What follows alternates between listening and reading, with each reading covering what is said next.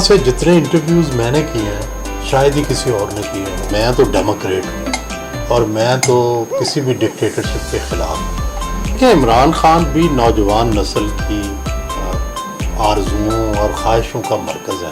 دیکھیں جو اگلا الیکشن ہے پنجاب میں وہ تو تحریک انصاف اور نون لیگ کا درمیان. مریم اس وقت کراؤڈ پلر ہے, کرزمیٹک ہیں, وہ جہاں جائیں گے آپ دیکھیں گے لوگوں کے ٹھٹ لگ جائیں. بٹ صاحب مجھے سیاستدانوں سے زیادہ مزہ آتا ہے. بٹ صاحب سچی بات یہ ہے کہ بڑا انجوائے کیا ہے آپ نے زندگی میں. سب سے بڑی خوشی میرا خیال ہے بیٹے کی پیدائش میری 100% رہی ہے. اتنا ٹائم دیتا ہوں کہ وہ تنگ آ جاتا ہے. جی ناظرین, ہمارے آج کے پروگرام کے چیف گیسٹ ہیں ملک اور بین الاقوامی سطح پر نامور شخصیت جناب سہیل وڑائی صاحب. آئیے ان سے گفتگو کرتے ہیں. سر السلام علیکم, کیا حال ہے آپ کا؟ ٹھیک ہے اور آپ ٹھیک ہیں؟ ہاں اچھا سر, یہ بتائیں کہ کیا آپ بچپن سے ہی صحافی بننا چاہتے تھے یا آپ کو جو قسمت اس طرف لے آئی؟ میرا خیال ہے قسمت لے کے آئی ہے. مجھے تو اس وقت پتہ بھی نہیں تھا صحافی کیا ہوتے ہیں.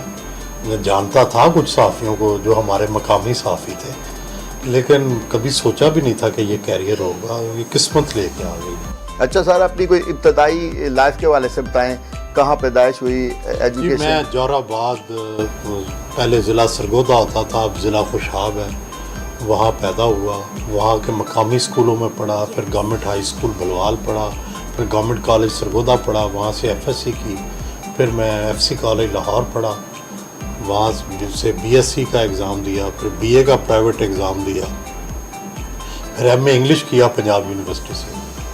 تو یہ میرا چھوٹا سا تعلیمی کیریئر ہے. اور آپ جب سرگودا سے لاہور آئے تو پہلے آپ نے کیسا لاہور پایا اور اب لاہور میں کیا فرق محسوس کرتے ہیں؟ لاہور ایک مادر مہربان ہی رہا شروع سے لے کے اب تک. کبھی اجنبیت محسوس نہیں ہوئی اور اس لیے لاہور میں ایڈجسٹ ہوتے ہوئے ابھی دیر نہیں لگی. اصل میں اگرچہ میں صحافی تو بائی ایکسیڈنٹ بنا ہوں, لیکن میں اب اپنے کیریئر کو دیکھتا ہوں تو میں کالج کی بزم ادب کا, اسکول کی بزم ادب کا سیکرٹری تھا. میں ضیاء بار جو رسالہ تھا اپنے کالج کا, اس کا اسسٹنٹ ایڈیٹر تھا. پھر میں فولیو جو ایف سی کالج کا رسالہ تھا اس کا ایڈیٹر تھا. پھر میں جو پنجاب یونیورسٹی کا انگلش ڈپارٹمنٹ کا میگزین تھا میں اس کا بھی ایڈیٹر تھا. تو ایک اس میں کنٹینیوٹی ہے, لیکن پتہ نہیں تھا کہ یہ صحافت کی ٹریننگ ہو رہی ہے. تو پہلی دفعہ آپ کون سے اخبار سے اٹیچ ہوئے اور کیسے ہوئے؟ میں جی پہلے دن ہی جنگ میں جو تھا وہ اٹیچ ہوا, اور میری زیادہ تر سوائے ایک دو دفعہ میں چھوٹے چھوٹے ایڈونچر کیے ہیں, ادروائز ساری نوکری میری جنگ میں یا جیو میں یا دی نیوز میں گزری ہے. اور یہ جنگ میں جب آپ انٹر ہوئے وہ کون سا سال تھا؟ یہ 1985 دسمبر تھا.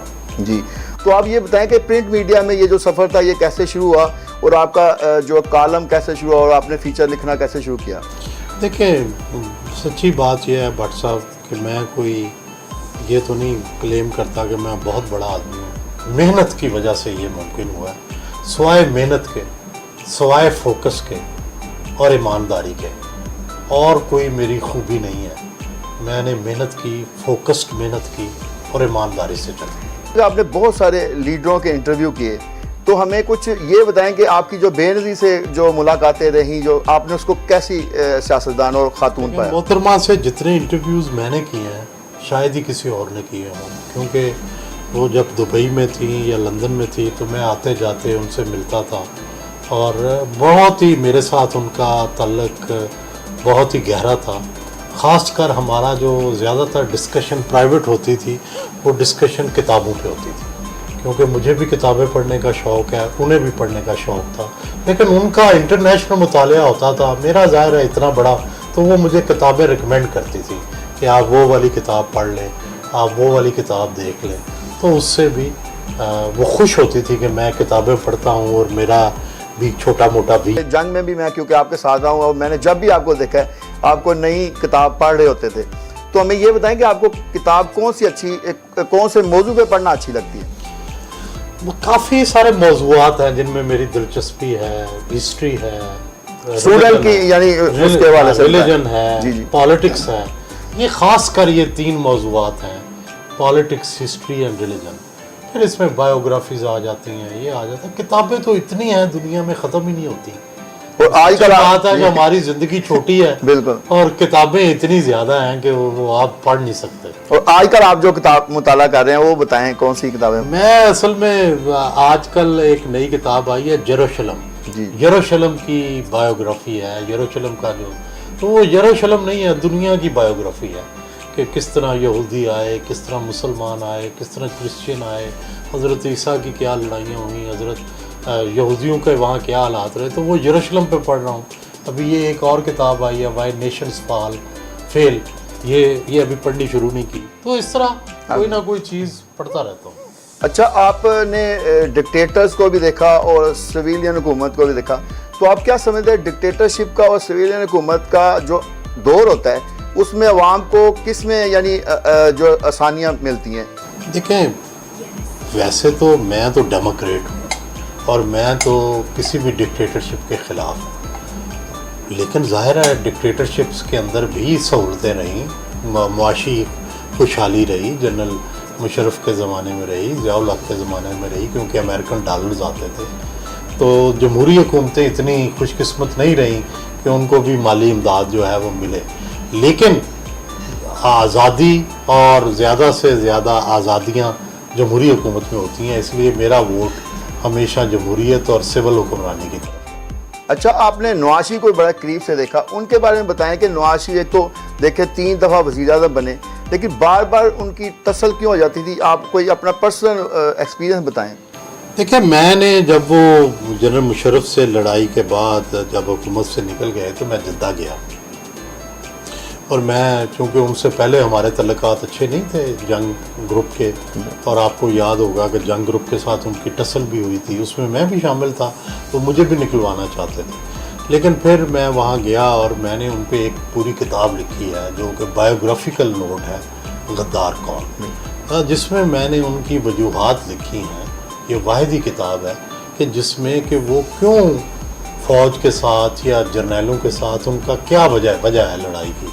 تو وہ موجود ہے اب بھی وہی غداری کا معاملہ چل رہا ہے. کوئی ان کو غدار کہتا ہے، وہ کسی کو غدار کہتے ہیں. تو ابھی پاکستان کی سیاست 2002 میں ہی رکی ہوئی ہے، اس سے آگے نہیں چل رہی. اور نواز شریف کو بحیثیت ایک انسان کے آپ نے کیسا پایا؟ بطور انسان بہت اچھے ہیں. غریبوں کا انہیں بھی بڑا خیال ہے، بوڑھوں کا، بچوں کا، اپنے والدین کا جس طرح انہوں نے خیال رکھا، میں نے زندگی میں کسی اور شخص کو اس طرح خیال رکھتے نہیں دیکھا. اپنے والد کا جتنا وہ خیال رکھتے تھے، میں نے واقعی اپنی پوری زندگی ایسا کوئی بندہ نہیں دیکھا جس کو اپنے والد سے اتنی عقیدت ہو. اچھا، جو عمران خان وزیر اعظم بنے، ان کو بھی 20-22 سال کا عرصہ لگا، تو آپ ان کی سیاست کو کیسے دیکھتے ہیں، اور اب یہ جو لوگوں کی ایکسپیکٹیشن تھی اس پہ کتنا پورا اترے ہیں؟ دیکھیں، عمران خان بھی نوجوان نسل کی آرزوؤں اور خواہشوں کا مرکز ہے، اور لوگ بہت توقع تو کرتے ہیں ان سے کہ وہ تبدیلی لائیں گے، وہ کچھ ایسا نظام لگائیں گے جس سے لوگوں کی مشکلات جو ہیں وہ ختم ہوں. لیکن افسوس یہ ہے کہ جتنی ان سے توقعات تھیں اس میں سے آدھی بھی پوری نہیں ہوئی، اور اگر یہ معاملہ اسی طرح چلتا رہا تو میرا خیال ہے کہ لوگوں کی توقعات ٹوٹ جائیں گی. عمران خان کے ابھی مزید 3 سال ہیں، تو آپ کیا سمجھتے ہیں؟ اب جیسے اپوزیشن ان کے گرد گھیرا تنگ کر رہی ہے، تو یہ کچھ کر سکے گی یا اپوزیشن؟ دیکھیں، میری خواہش تو یہ ہے کہ عمران خان 5 سال پورے کریں، کیونکہ میں ڈیموکریٹ ہوں اور جمہوریت کا تقاضا یہی ہے کہ 5 سال کا پورا مینڈیٹ ہو. لیکن جب میں عملی طور پر دیکھتا ہوں تو بڑا لمبا عرصہ لگتا ہے. 5 سال گزارنے بڑے مشکل ہوں گے، اپوزیشن بہت تنگ کرے گی، اور دوسرا مہنگائی اور معاشی صورتحال کی بھی بہتری نظر نہیں آ رہی.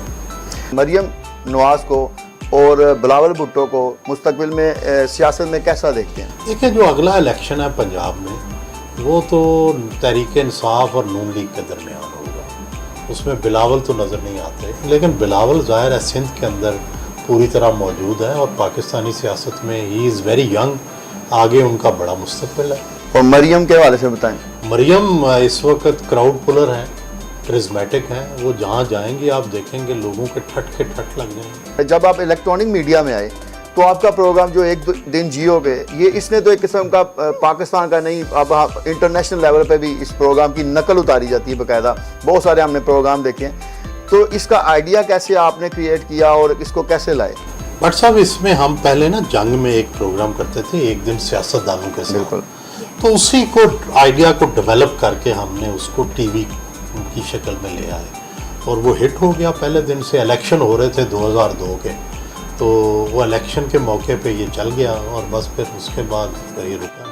और अब तक इसकी कितनी एपिसोड हो चुकी हैं? ये 600 से ज़्यादा हो चुके हैं। और आपको सबसे ज़्यादा मज़ा किन लोगों का इंटरव्यू करते हैं? 2-4 कोई नाम बता दें। जी बट साहब, मुझे सियासतदानों से ज़्यादा मज़ा आता है। वली खान, मोहतरमा बेनज़ीर भुट्टो, नवाबज़ादा नसरुल्लाह, अजमल खटक, ये लोग, अकबर बुख्ती, ये वो लोग थे जिनके साथ बहुत मज़ा आया प्रोग्राम करके। और ख़वातीन में किन का प्रोग्राम आपको? ख़वातीन में जैसे मैंने बताया कि ताहिरा सैयद का, बाबरा शरीफ का, एक्ट्रेसों के मीरा का, रीमा का, सना का, ये सारे बड़े अच्छे थे। कि प्रिंट मीडिया के बाद इलेक्ट्रॉनिक मीडिया आने से प्रिंट मीडिया की जगह ख़त्म हो गई या दोबारा कोई ऐसा आएगा मौका? ये देखिए, कंटेंट जो है ना, जो भी बंदा कंटेंट का माहिर है ना, वो तो हमेशा उसकी वैल्यू रहेगी। बाकी मोड्स चेंज होते रहते हैं। कभी रेडियो बड़ा इम्पोर्टेंट होता था, फिर रेडियो से टीवी आ गया, अब टीवी से शायद सोशल मीडिया आ जाएगा, या शायद टेलीफोन टीवी आ जाएंगे, फ़ोन टीवी आ जाएंगे। लेकिन कंटेंट तो वैलिड रहेगा। जिसको लिखना आता है, जिसको बात करनी आती है, जिसको सवाल बनाने आते हैं, जिसको मौजू के बात कर, वो तो वैलिड रहेगा, वो तो हमेशा रहेगा। अच्छा, आप जब जंग में थे तो आपके बहुत सारे कोलीग थे जो आपके साथ काम कर रहे, जैसे हामिद मीर हो गए और कुछ लोग, तो आप उन कोई ऐसी कोई बात जो सहाफ़त से हट के कोई आपका कोई ऐसा वाक़या हो अपने दोस्तों के साथ, अपने मैगज़ीन में जैसे आप हमारे साथ रहे, उन दिनों की कोई ऐसी याद हो? बट साहब, सच्ची बात यह है कि बड़ा एंजॉय किया हमने। अखबार की जो ज़िंदगी थी अब तो पता नहीं बोर होगी। हमारे ज़माने में बड़ी पुरजोश होती थी। हम रोज़ रात को इकट्ठे खाने खाते थे, हम सैरें करते थे, हम ट्रिप्स पे जाते थे। मतलब ये है कि उस लाइफ को भरपूर गुजारा और बड़ी मेहनत की है। ये जितने भी हमारे आपको दोस्त नज़र आ रहे हैं, इत्तेफाक है कि हामिद मीर मेरे कुलीग रहे, तलत हुसैन मेरे कुलीग रहे, अज़हर अब्बास के साथ मैंने अमेरिका का दौरा किया, इसी तरह अंसार अब्बासी और मैंने अमेरिका का दौरा किया। तो इतने सारे दोस्त हैं जो हमारे इर्द गिर्द, आमिर मतीन, सरमद बशीर, ये सारे लोग, हम आगे पीछे, कोई नेशन में था तो कोई फ्रंटियर पोस्ट में था तो कोई न्यूज़ में था। तो एक पूरी कहानी है हमारी इन सब दोस्तों के साथ। मेरी शादी पे ये सब सारे शहर के सहाफ़ी आए थे जोराबाद, और उस दिन वाकई अखबारों में ऐसे लगता था जैसे छुट्टी का दिन हो गया। अच्छा सर, ये बताएं कि ये जो सहाफ़त में आने के बाद आप बैरून मुल्क जब जाते हैं तो आपकी लोग बहुत ज़्यादा पजीराई करते हैं, सेल्फियाँ बनाते हैं, तो उससे डिस्टर्ब होते हैं या? बट साहब, मैं समझता हूँ कि ये अल्लाह ताला का इनाम है कि अल्लाह ताला ने आपको शोहरत दी है या आपके चेहरे को कबूलियत बख्शी है। मैं हत्तल वसा अल्लाह से डर के कहता हूँ कि कभी मैं इस पर नाराज़ नहीं हुआ, बल्कि खुश होता हूँ। लेकिन आपकी जो पर्सनल लाइफ है वो डिस्टर्ब हुई कभी इस सवाल? नहीं सर, बस मैनेज करना पड़ता है, कोई डिस्टर्ब नहीं होती, कोई आपके घर में नहीं घुस के आता। बिल्कुल। बाकी बाज़ औक़ात होता है आप फैमिली के साथ बैठे हैं किसी होटल में, रेस्टोरेंट में, कोई आ जाता है, लेकिन बर्दाश्त करना चाहिए। हर प्रोफेशन के तकाज़े हैं और उन तकाज़ों में बाज़ औक़ात कई लोगों की इंटरफेरेंस चाहे बुरी भी हो तो उसको आपको खंदा पेशानी से बर्दाश्त करना चाहिए। अच्छा सर, ज़िंदगी में सबसे ज़्यादा बड़ी खुशी कब मिली? ज़िंदगी में सबसे बड़ी खुशी मेरा ख्याल है बेटे की पैदाइश। वो माशाल्लाह आपका इकलौता बेटा है, उसके बारे में बताया। अब कितने साल का हो गया और अब कौन सी क्लास? 12वीं में पढ़ता है माशाल्लाह। और इकलौता बेटा है। वो भी आया था कोई 12-13 साल के बाद पैदा हुआ था शादी के, तो इसलिए ज़रा ज़्यादा खुशी हुई। और अल्लाह ताला उसकी सेहत दे, लंबी उम्र करे। अच्छा सर, ज़िंदगी में कोई पछतावा है कि वो काम मैं करना चाहता वो रह गया मेरा? नहीं, ज़िंदगी में इनाम ही इनाम मिला है। पछतावा सोचा भी नहीं था कि इतनी शोहरत मिल जाएगी, इतने पैसे मिल जाएंगे, इतनी ज़िंदगी इतनी अच्छी हो जाएगी, ये सब कुछ बिल्कुल नहीं सोचा था। मैं अब पीछे मुड़ के देखता हूँ तो मैंने यही सोचा था कि बस एक छोटा सा घर हो जाएगा, एक कोई ज़िंदगी में इतने बड़े ख्वाब भी नहीं थे। ये पहले अफसर बनना चाहते थे तो यही था कि एक अफसर होंगे बस, दैट्स इट। لیکن یہ سارا کچھ جو بھی ملا ہے میں اس کو انعام سمجھتا ہوں, اس کو اللہ کی خاص رحمت سمجھتا ہوں. اور کون سا شاعر آپ کو پسند؟ فیض صاحب, منیر نیازی, اقبال, ان تینوں کو بہت پڑھتا ہوں. اور میوزک سنتے ہیں اور کس کا زیادہ اچھا؟ میوزک سنتا ہوں, میوزک عام طور پہ غزلیں اور قوالیاں. اور فلمیں دیکھتے ہیں, کون سی دیکھتے ہیں؟ فلمیں دیکھنے نہیں, ٹائم نہیں ملتا. نہیں, شوق نہیں. اچھا, اور ڈاکومنٹریز؟ ڈاکومنٹری دیکھتا ہوں, لیکن میں پھر کتاب اور اس میں سے جب چوائس آتی ہے I enjoy books more than films. ٹھیک. اور سر فلم میں مجھے ایکسائٹمنٹ ہو جاتی ہے, میں اس کو اتنی جیسے ہوتا ہے نا تحمل سے, جیسے میں کتاب پڑھتا ہوں ویسے فلم نہیں دیکھ سکتا. اچھا سر, سہیل وائس صاحب جب ایک بچوں میں جاتے ہیں تو کیا وہ سہیل وائس صاحب اپنے ڈیکورام کے ساتھ رہتے ہیں یا بچہ بن جاتے ہیں؟ بچہ بن جاتا ہے. بالکل بچہ بن. آپ کی زندگی کا کوئی ایسا دن جس دن آپ نے سمجھا کہ بہت زیادہ مجھے, یعنی وہ دن آپ کا بڑا صدمے والا ہو؟ یا کئی مشکلات, والد صاحب کی وفات, والدہ کی وفات, ظاہر ہے یہ مشکلات کے دن تھے. کئی دفعہ نوکری سے نکلے, آگے نوکری نہیں ملی, وہ بھی پریشانی کے دن تھے. پھر یہ ایک دفعہ جنرل ضیاء الحق نے میری ٹرانسفر کروا دی تھی توسا, میں کالج پڑھاتا تھا, وہ مشکل کے دن تھے. کئی دفعہ انکوائریاں لگیں, جب یہ لکھتے تھے ہم تو کوئی نہ گورنمنٹ جو ہے کوئی نہ کوئی تنگ کرتی رہتی تھی, تو مشکلات رہیں. لیکن اللہ کا فضل ہے, کوئی ایسی مشکل نہیں کہ جس نے زندگی کو بدل ڈالا ہو. مشکلات آئیں اور نواشی کے حوالے سے غدار اور کون, اور بے نظیر کے قاتل کون, اور پنجاب سے چھوٹے صوبوں کو کیا مسائل ہیں, یعنی ان بڑے بڑے مسائل پہ آپ نے کتابیں لکھی, بڑی ان کو پذیر آئی ملی. تو یہ کتابیں لکھنے کا آپ کو ٹائم کیسے ملتا ہے؟ بٹ صاحب دیکھیں, وقت جو ہوتا ہے نا یہ الاسٹک کی طرح ہوتا ہے. آپ اس کو جتنا پھیلائیں پھیل جاتا ہے, جتنا چھوٹا کریں چھوٹا. سارا دن سو کے بھی گزر جاتا ہے, اور سارا دن اگر آپ کام کریں تو اتنا کام کر لیتے ہیں کہ وہ ختم ہی نہیں ہوتا.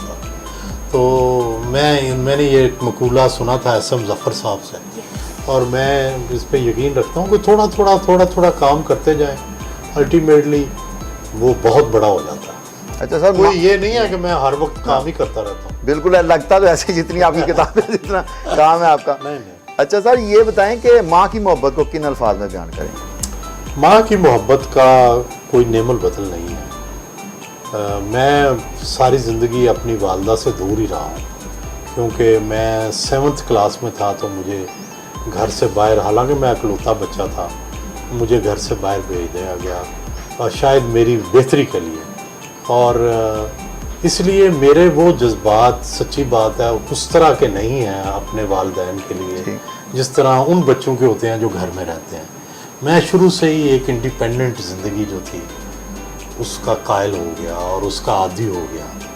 اور لیکن ماں کا نعم البدل اس لیے نہیں کہ ماں جتنی دیر ماں زندہ رہی, جب تک وہ آپ گھر آ نہیں جاتے تھے ان کو نیند نہیں آتی تھی, جب تک وہ آپ کو کھانا نہیں کھلا لیتی تھی, اور خود گرم. اور وہ ہمیشہ مجھے والدہ, میں رات 1 بجے بھی یہاں سے لاہور سے گیا ہوں تو انہوں نے کہا نہیں گرم روٹی کھلانی, پکا کے. انہوں نے آٹا رکھا ہوتا تھا, خود گرم روٹی پکانی اور خود پیش کرنی. تو یہ ماؤں کا نعم البدل کوئی بھی نہیں ہوتا. اور والد صاحب کی شفقت کو کیسے بیان کریں؟ والد صاحب جو ہے نا جی, یہ ایک سایہ ہوتا ہے. میری جتنی بھی کامیابیاں تھیں میرے والد صاحب نہیں دیکھ سکے. میرے چچا میرے والد کی طرح ہی تھے, ہم جوائنٹ فیملی سسٹم میں رہتے تھے. انہوں نے ضرور دیکھا میری ترقی کو, دونوں چچا نے, لیکن مجھے افسوس ہے کہ میرے والد صاحب بھی دیکھتے تو ان کا سر جو ہے وہ فخر سے بلند ہوتا کہ ان کا کہ ان کے بیٹے نے ان کے نام کو روشن کیا. اچھا سر, آپ کی ارینج میرج ہے, لو میرج ہے؟ میری 100% ارینج میرج. اور اب آپ اتنی یعنی مصروفیت کے دوران بھابھی کو ٹائم دے سکتے ہیں یا وہ آپ سے ناراض ہے؟ میں ٹائم دیتا ہوں کہ وہ تنگ آ جاتا ہے. میری کوئی اور مصروفیت ہی نہیں, یا گھر یا کام. ٹھیک. اور سر یہ بتائیں کہ یہ جو آپ دنیا جو ہے نا, اس میں شہرت جب انسان کو بہت زیادہ مل جاتی ہے تو اس کے بعد انسان جو ہے نا, وہ بہت سارے لوگ جو ہے نا اپنے آپ کو بھول جاتے ہیں یا اس میں پراؤڈ ہو جاتے ہیں. آپ کی سرمسیو طبیعت کو دیکھ کے, یعنی ہر بندے کا, میں نے آپ کو کئی جگہ شادیوں پہ مختلف مواقع پر دیکھا ہے کہ آپ کے ساتھ لوگ چمٹ جاتے ہیں, جیسے مقناطیس کے ساتھ لوہا نہیں چمٹ جاتا. تو یہ آپ جب محسوس کرتے ہیں تو اس کو اپنی ماں باپ کی دعاؤں کا صلہ سمجھتے ہیں یا اپنے؟ میں سمجھتا ہوں میں اس قابل نہیں ہوں. یہ ڈیفینیٹلی میرے والدین، میرے دادا، میری فیملی، ان میں سے کسی کی نیکی کام آئی ہے. میرے سے بہت سے لوگ زیادہ قابل ہیں، میں خود اپنے آپ کو سمجھتا ہوں کہ میرے سے زیادہ قابل ہیں، لیکن پذیرائی کی بات ہے. اللہ تعالیٰ جس کو قبول کر لے. اور مستقبل میں کوئی ایسا کام جو آپ سمجھتے ہیں کہ ابھی میں کرنا ہے، وہ میرا گول ہے یا اچیو اس کو کرنا ہے؟ بٹ سب سچی بات ہے، کئی سال پہلے سے میرے گول تو ختم ہو چکے ہیں. ٹھیک، اچھا. یعنی آپ نے سارے گول اچیو کر لیے ہیں. سارے گول اچیو. بہت شکریہ آپ کا سر، بہت شکریہ، تھینک یو، بہت شکریہ.